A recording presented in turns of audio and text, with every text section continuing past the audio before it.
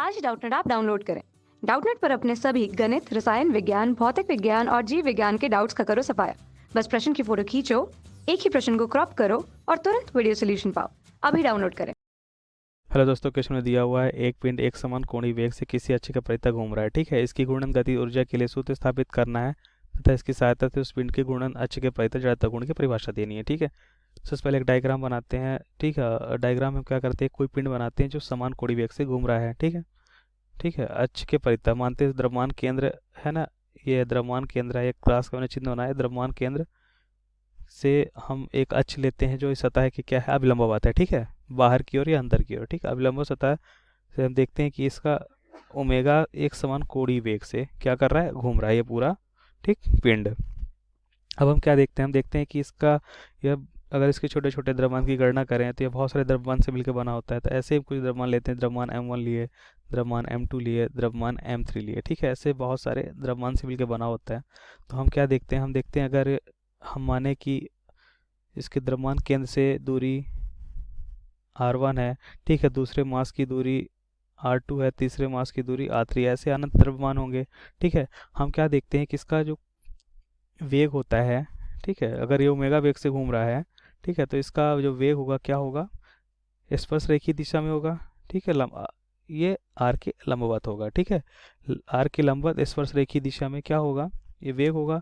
हम बोल सकते हैं वेग v1 होगा। ठीक है, ऐसे ही हम गणना कर सकते हैं इसके सभी कण क्या कर रहे होंगे, इसके सभी कण गति कर रहे होंगे। ठीक है, तो हम क्या देखेंगे, हम देखेंगे कि कुछ इस तरह से।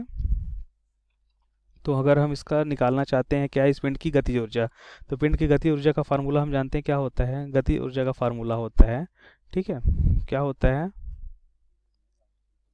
गतिज ऊर्जा की अगर हम बात करें तो क्या लिखेंगे, 1/2 mv², यही होता है गति ऊर्जा का फार्मूला। ठीक है, गतिज ऊर्जा, गति ऊर्जा का फार्मूला क्या होता है, 1/2 mv²। अच्छा, यहाँ पर हम छोटे छोटे द्रव्यमान लेके रखे हैं। ठीक है, तो छोटे छोटे द्रव्यमान की बात करते हैं, m1 v1 का स्क्वायर प्लस 1/2 m2 v2 का स्क्वायर, 1/2 m3 v3 का स्क्वायर, 1/2 m4 v4 का स्क्वायर। ऐसे ही अनंत तक चलता रहेगा क्योंकि ये अनंत द्रव्यमान की है। ठीक है, तो हम क्या देखते हैं, अगर हम लास्ट में लिखें कि यह 1/2 mn vn का स्क्वायर। ठीक है, अगर हम माने कि n द्रव्यमान है, ठीक है, तो हम कुछ इस तरह से लिख सकते हैं। तो कुल गति ऊर्जा जो होगी, इसको अगर हम लिखें, इसको हम क्या लिख सकते हैं, इसको हम लिख सकते हैं कुल गतिज ऊर्जा बराबर लिखा जा सकता है क्या, 1/2।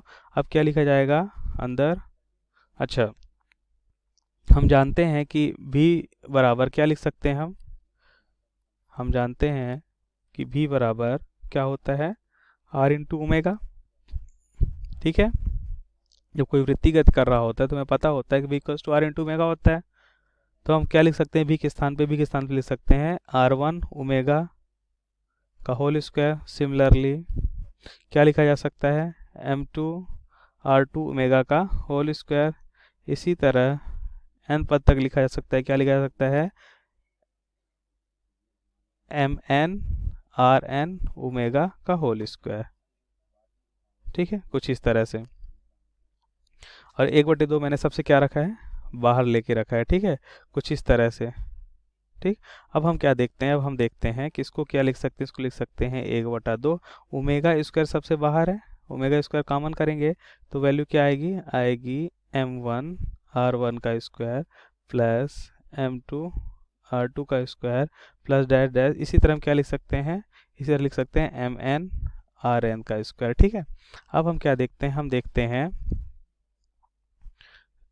देखते हैं कि 1/2 ओमेगा स्क्वायर। ठीक है, अच्छा, ये वैल्यू अगर हम देखें, कौन सी, m1 r1 का स्क्वायर, m2 r2 का स्क्वायर, तो क्या ये कह सकते हैं कि छोटे छोटे मास का जड़त्व अघूर्ण है ना, उनका सम है। ठीक, और जो सम होता है वो क्या होता है, उस पिंड के केंद्र के जड़त्व अघूर्ण के बराबर होता है। तो मानते हैं उस पिंड के केंद्र का जड़त्व अघूर्ण क्या है, आई है। ठीक है, तो हम क्या लिख सकते हैं इसको, आई। यहाँ से हम जड़त्व अघूर्ण की परिभाषा भी डिफाइन कर सकते हैं। ठीक है, तो यह हो गया गतिज ऊर्जा का फार्मूला जो मैंने अभी डिराइव किया, गतिज ऊर्जा।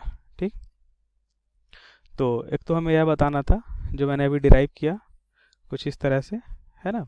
अब हम बात करते हैं इसी फार्मूले के थ्रू हमसे क्वेश्चन ने पूछा कि आप बताइए जड़त्व अघूर्ण, ये ठीक है, जड़त्व अघूर्ण की परिभाषा। तो क्या हम कह सकते हैं कि जड़त्व अघूर्ण क्या होता है? अगर हम लिखें जड़त्व अघूर्ण, देखिए जड़त्व अघूर्ण, जड़त्व अघूर्ण अभी मैंने देखा, ठीक है, m1r1 का स्क्वायर प्लस हम बोल सकते हैं कि किसी पिंड के, हम क्या बोलेंगे, किसी पिंड के छोटे छोटे जो द्रव्यमान का द्रव्यमान अक्ष, या बोल सकते हैं किसी पिंड के छोटे छोटे द्रव्यमान का या द्रव्यमान के जड़त्व अघूर्ण, है ना, क्या बोलेंगे, द्रव्यमान के जड़त्व अघूर्ण का योगफल उस पिंड के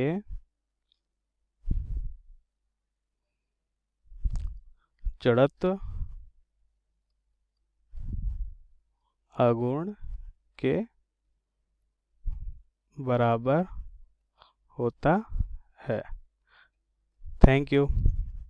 कक्षा 6वीं से 12वीं से लेकर नीट, IIT, JEE वो एडवांस के लेवल तक 1 करोड़ से ज़्यादा छात्रों का भरोसा। आज ही डाउनलोड करें डाउटनेट ऐप या व्हाट्सएप करें अपने सारे डाउट्स 8400 400 400 पर।